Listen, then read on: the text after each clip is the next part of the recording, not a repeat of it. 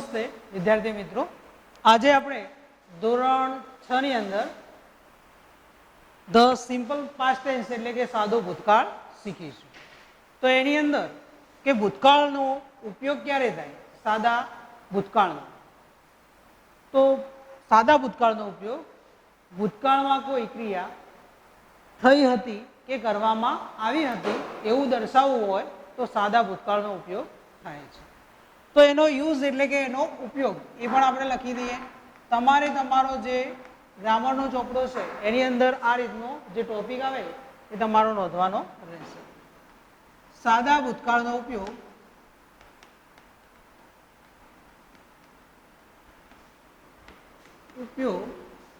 ભૂતકાળમાં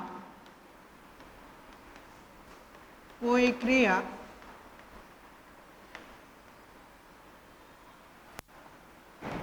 થઈ હતી કે કરવામાં આવી હતી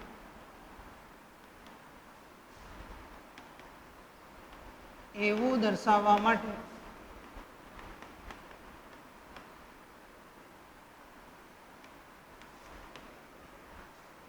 ધ સિમ્પલ પાસ્ટ ટેન્સ ઉપયોગ થાય છે.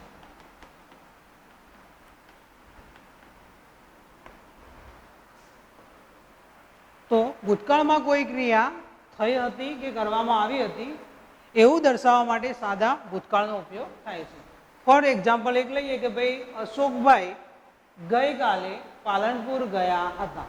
તો આ વાક્યને એક્ઝામ્પલ તરીકે આપણે લઈએ કે અશોકભાઈ ગઈકાલે પાલનપુર ગયા હતા. આ જે વાક્ય છે તમારી સામે જે ગુજરાતીની અંદર એ ભૂતકાળમાં છે, એને આપણે ઇંગ્લિશની અંદર ફેરવશું તો શું બનશે? તો અશોકભાઈ જે નામ છે એ પહેલા આવશે કે અશોકભાઈ ગયા હતા, તો એનું વર્બ આવશે વેન્ટ. ગોનું વેન્ટ થઈ જશે કે ગો વેન્ટ ટુ પાલનપુર. ગઈકાલે તો યસ્ટરડે. આ રીતના બનશે. તો આ જે સિમ્પલ પાસ્ટ ટેન્સ છે એનો જે સહાયકારક ક્રિયાપદ જે કહેવાય, જે સહાય કરે, મદદ કરે, તો સહાયકારક ક્રિયાપદ એની અંદર આવશે ડીડ, ડીઆઈડી, જે ડીડ વપરાશે. સહાયકારક ક્રિયાપદ તરીકે ડીડ વપરાશે. ત્યારબાદ જે કીવર્ડ કહેવાય, ઓળખ માટેના શબ્દો,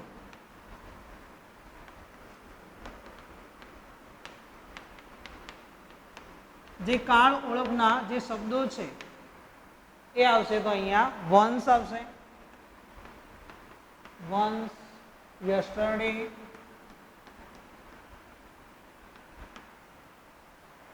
અગો, બિફોર. ત્યારબાદ લાસ્ટથી શરૂ થતા તમામ શબ્દો. આ તમામ શબ્દોનો સમાવેશ આજે ધ સિમ્પલ પાસ્ટ ટેન્સ છે એની અંદર થશે. ત્યારબાદ the simple present past tense એનો આપણે જે એફર્મેટિવ સેન્ટેન્સ જે કહેવાય, એફર્મેટિવ સેન્ટેન્સીસ એટલે કે હકાર વાક્યો. તો એની જે સેન્ટેન્સ પેટર્ન કહેવાય, વાક્ય રચના,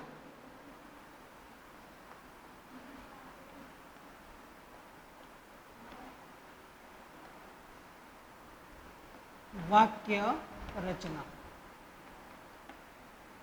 તો એની વાક્ય રચનાની અંદર જોઈએ તો પહેલા આવશે subject plus V2 plus object plus other words plus full stop. તો અહીંયા આગળ જે સબ્જેક્ટ છે, સબ્જેક્ટ મીન્સ કર્તા. તો કર્તા તરીકે જે આઈ વી યુ ધે હોય, હી સી ઇટ હોય, એક વચન નામ હોય કે બહુવચન નામ હોય. એના પછી આવશે V2 એટલે કે ક્રિયાપદનું ભૂતકાળનું રૂપ. ઓબ્જેક્ટ એટલે કર્મ અને અધર વર્ડ્સ એટલે અન્ય શબ્દ, આનો સમાવેશ થશે. સબ્જેક્ટ, V2, ઓબ્જેક્ટ, અધર વર્ડ્સ અને ફૂલ સ્ટોપ. તો અહીંયા આગળ તમારી સામે જે એક્ઝામ્પલ આપેલા છે, જે ઉપર સેન્ટેન્સ પેટર્ન એટલે કે વાક્ય રચના પણ તમારી સામે છે, એ જોઈ અને તમારે એના ખાલી જગ્યા પૂરવાની છે. તો અહીંયા પહેલું એક્ઝામ્પલ છે, આઈ ખાલી જગ્યા ટુ અંબાજી લાસ્ટ વીક, કૌંસમાં ક્રિયાપદ તરીકે ગો આપેલું છે. તો અહીંયા આગળ વાક્ય રચના પ્રમાણે જોઈશું તો પહેલા આવે છે સબ્જેક્ટ, તો સબ્જેક્ટ આવી ગયો. એના પછી તરત જ શું આવે V2, તો V2 એટલે કે જે ક્રિયાપદ અહીંયા આપેલું છે કૌંસમાં ગો, તો એનું V2 નું રૂપ મૂકવાનું રહેશે, એટલે કે ક્રિયાપદનું ભૂતકાળનું રૂપ, જે V1, V2 અને V3 જોવા મળે છે. તો V1 ની અંદર તમે જુઓ કે પહેલા છે ગો અહીંયા, તો ગોનું V2 થશે વેન્ટ અને V3 થશે વન. તો અહીંયા આગળ મૂકવાનું છે V2, એટલે કે તમને ક્રિયાપદના જે રૂપો છે એ પણ આવડવા જોઈએ. તો અહીંયા આગળ આઈની સાથે આવશે વેન્ટ, તો અહીંયા વપરાશે વેન્ટ. એ જ રીતે બીજું એક્ઝામ્પલ કે ધે ખાલી જગ્યા ક્રિકેટ યસ્ટરડે, કૌંસમાં છે પ્લે, ક્રિયાપદ તરીકે પ્લે છે. તો અહીંયા વર્બ 1 જે કહેવાય પ્લે છે, એનું V2 થશે પ્લેડ અને V3 પણ થશે પ્લેડ. તો અહીંયા આગળ ધે જે સબ્જેક્ટ છે ત્યારબાદ આવશે V2, એટલે V2 નું રૂપ અહીંયા આગળ આવશે પ્લેડ, તો અહીંયા આગળ વપરાશે પ્લેડ.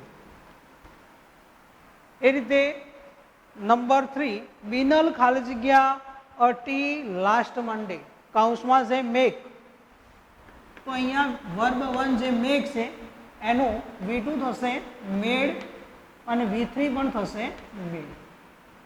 તો V2 મેડ થાય છે એનું. તો અહીંયા આગળ જોઈએ કે ભાઈ કર્તા તરીકે સબ્જેક્ટ તરીકે બિનલ આપેલું છે, V2 એનું થશે મેડ, તો અહીંયા આગળ આવશે મેડ. તો આ રીતે ખાલી જગ્યા પૂરવાની રહેશે. તો અહીંયા આગળ ક્રિયાપદને એડી લગાડવાના થોડા જે નિયમો છે એ આપણે જાણી લઈએ. તો અહીંયા આગળ પહેલો જે નિયમ કહેવાય કે સામાન્ય રીતે ક્રિયાપદના મૂળરૂપને ઈડી પ્રત્યય લાગે.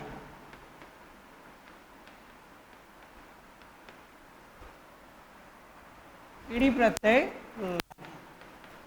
અહીંયા આગળ જોઈએ તો એક્ઝામ્પલ તરીકે અહીંયા પ્લે લઈએ, PLAY, તો એને લાગશે પ્લેડ, PLAYED. એ રીતે વોક, WALK, વોક, તો એનું થશે વોક, WALKED લાગશે. તો સામાન્ય રીતે ખાલી માત્ર શું લાગશે વાય, અહીંયા આગળ ઈડી લગાડવામાં આવશે. એ રીતે બીજો નિયમ છે કે ક્રિયાપદને અંતે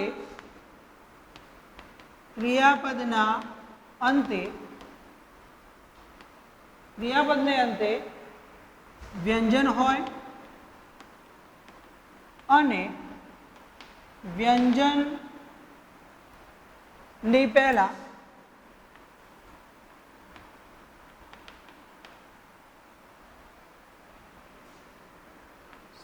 શબ્દમાં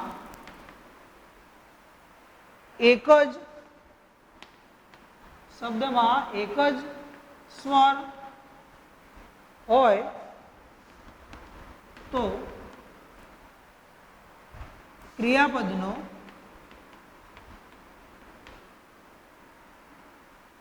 છેલ્લો અક્ષર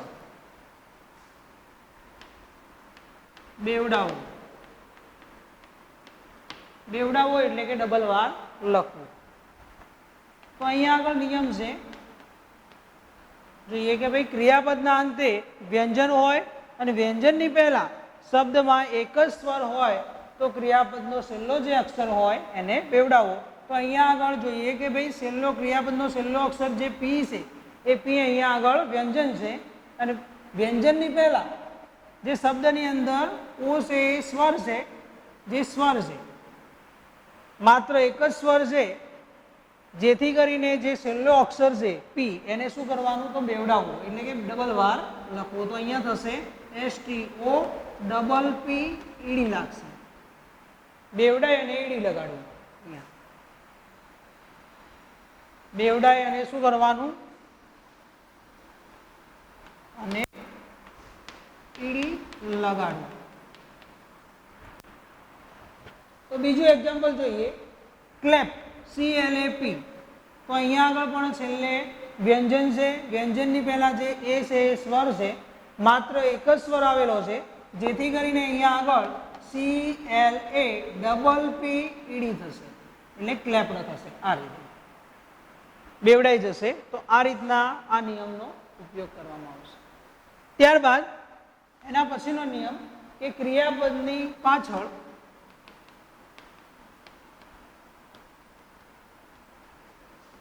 વાય હોય અને વાયની પહેલા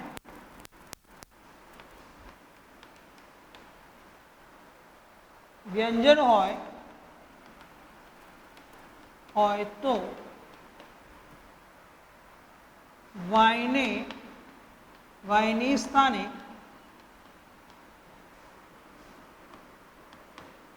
આઈ મૂકી ઈડી પ્રત્યે લગાડ.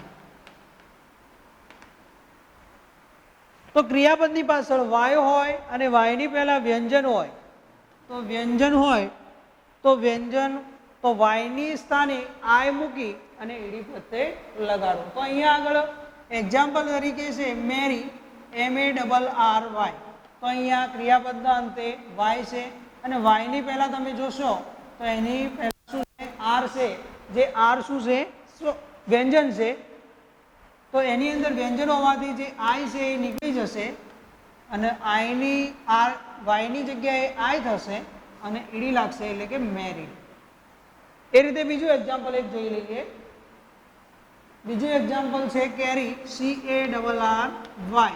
તો અહીંયા આગળ અંતમાં શું છે વાય છે, વાયની પહેલા જે આર છે એ વ્યંજન છે, જેથી કરીને CARRIED એટલે કે વાયના સ્થાને લાગશે આઈ અને ઈડી લાગશે, જેથી કરીને થશે કેરી.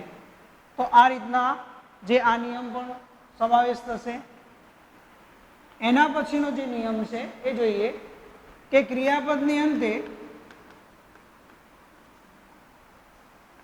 ક્રિયાપદની પાછળ વાય હોય અને વાયની પહેલા સ્વર હોય તો વાયની પાછળ કહી શકાય અથવા ક્રિયાપદની પાછળ ઈડી પ્રત્યય લગાડતા.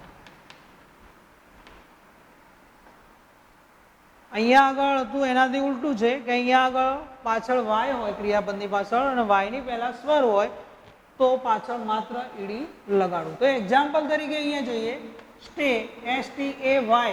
અહીંયા અંતમાં છે વાય અને એની પહેલા જોઈએ તો સ્વર છે, એટલા માટે માત્ર લાગશે ઈડી એટલે કે STAYED.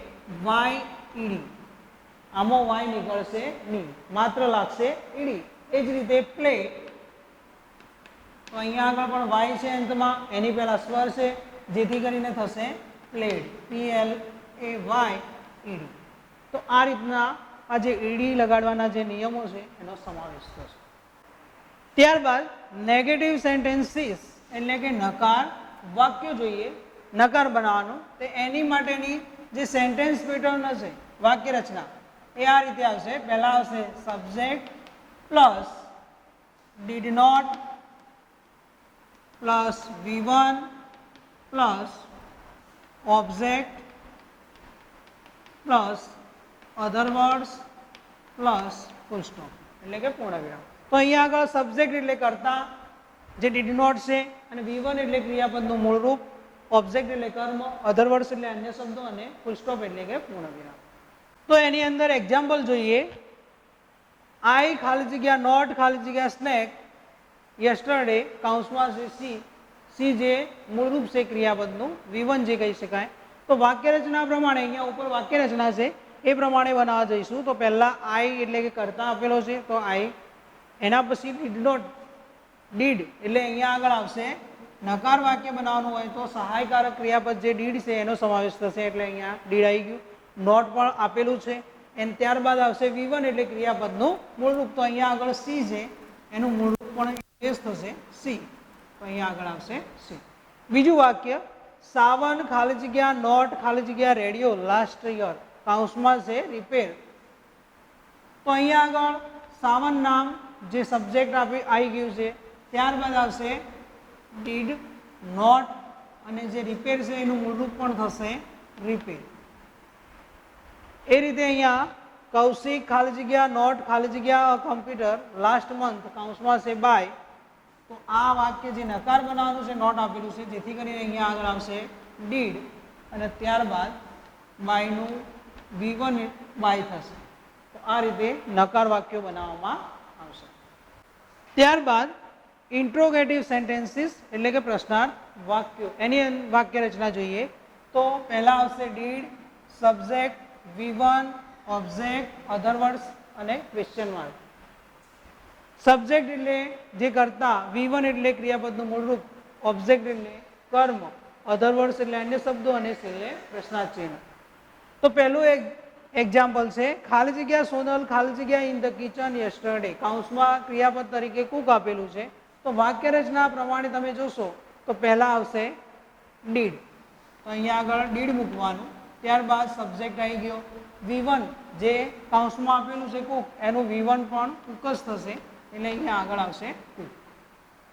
ત્યારબાદ ખાલી જગ્યા સૌરવ ખાલી જગ્યા અ લેટર લાસ્ટ વીક કૌંસમાં છે રાઇટ. તો અહીંયા આગળ વાક્ય રચના પ્રમાણે અહીંયા ડીડ આવશે, સબ્જેક્ટ આવી ગયો, V1 તો જે રાઇટ આપેલું છે એનું રાઇટ જ થશે, અને છેલ્લે જે આપેલું છે. ત્યારબાદ નંબર 3, ખાલી જગ્યા Mukesh to forest last month કૌંસમાં છે ગો. તો એની અંદર પણ આગળ સ્ટાર્ટિંગમાં વાક્યની શરૂઆતમાં આવશે ડીડ, ડીડ મુકેશ ખાલી જગ્યા, તો અહીંયા આગળ આવશે V1 go, go to forest last month, પાછળ પ્રશ્નાર્થ ચિહ્ન છે. તો આ રીતના જે ઇન્ટ્રોગેટિવ સેન્ટેન્સીસ એટલે કે પ્રશ્નાર્થ વાક્યો બનાવવામાં આવશે. જો અહીંયા આગળ બોર્ડની અંદર એક વાક્ય આપેલું છે, સાવન ખાલી જગ્યા અ કમ્પ્યુટર લાસ્ટ મંથ કૌંસમાં છે બાય. આ વાક્ય તમે જોશો કે સિમ્પલ પાસ્ટ ટેન્સની અંદર હકાર છે, નકાર છે કે પ્રશ્નાર્થ છે. તો એ જ ઓળખવા માટે જો અહીંયા આગળ નોટ શબ્દ વચ્ચે આપેલો હોત તો વાક્ય નકાર હોત, તો એ પણ આપેલું નથી. પાછળ પ્રશ્નાર્થ ચિહ્ન હોત તો એ પ્રશ્નાર્થ વાક્ય હોત, એ પણ નથી. એટલે વાક્ય કેવું છે, હકાર છે. તો હકારની વાક્ય રચના પ્રમાણે જે હકારની વાક્ય રચના યાદ કરો તો તમે કે પહેલા subject plus V2 plus object plus other words અને પ્લસ ફૂલ સ્ટોપ. આ વાક્ય રચના પ્રમાણે તમે યાદ કરશો એટલે અહીંયા આગળ શું આવશે, V2 નું રૂપ. તો બાયનું V2 થશે બોટ, BOUGST. બોટ આ રીતે થયું. હવે આ જ વાક્યને આપણે બનાવવું છે, આ એફર્મેટિવ હતું, હવે એને મારે બનાવવું છે નેગેટિવમાં આ જ વાક્યને. તો નેગેટિવની વાક્ય રચના યાદ કરવાની રહેશે. તો એની વાક્ય રચના આપણે જોઈએ કે ભાઈ subject did plus not plus V1 plus object plus other words અને પ્લસ ફૂલ સ્ટોપ. તો આ વાક્ય રચના પ્રમાણે પહેલા સબ્જેક્ટ આવશે. તો સાવન જે નામ છે એ સબ્જેક્ટ છે એટલે એ આવશે, તો સાવન. ત્યારબાદ આવશે ડીડ નોટ, તો ડીડ નોટ. V1 એટલે કે અહીંયા જે ક્રિયાપદ છે બોટ, એનું V1 થશે બાય મૂળરૂપ. તો by a computer last month. તો આ વાક્ય બન્યું નકારમાં, હકાર હતું એનું નકારમાં ફેરવ્યું. એ જ રીતે આપણે ઇન્ટ્રોગેટિવમાં ફેરવીએ તો ઇન્ટ્રોગેટિવની અંદર ફેરવતી પહેલા વાક્ય રચના આપણે ઇન્ટ્રોગેટિવની યાદ કરવી પડશે. તો એની અંદર પહેલા આવશે did plus subject plus V1 plus object plus other words plus question mark. તો સ્ટાર્ટિંગ શરૂઆત થશે ડીડથી, તો અહીંયા આગળ આવશે ડીડ, ત્યારબાદ સબ્જેક્ટ, તો સબ્જેક્ટ આપેલો છે સાવંત. આ વાક્ય ઉપરના પ્રમાણે જોઈને બનાવીશું તો સબ્જેક્ટ છે સાવંત, તો સાવંત. ત્યારબાદ V1, તો અહીંયા આગળ ક્રિયાપદ છે બોટ, એનું મૂળરૂપ થશે બાય. ઓબ્જેક્ટ જે કર્મ આપેલું છે બાકીનું, તો અ કમ્પ્યુટર લાસ્ટ મંથ, એન્ડમાં આવશે ક્વેશ્ચન માર્ક. તો આ રીતે વાક્ય તમે બનાવી શકો, એફર્મેટિવ, નેગેટિવ, ઇન્ટ્રોગેટિવ, એટલે કે હકાર, નકાર અને પ્રશ્નાર્થ. આ રીતનું વાક્ય તમે વાક્ય રચનાને અનુરૂપ બનાવી શકો. તો તમને ખ્યાલ આવી ગયો છે. બાકીનું આપણે નેક્સ્ટ આવતા વિડીયોમાં જોઈશું. Thank you.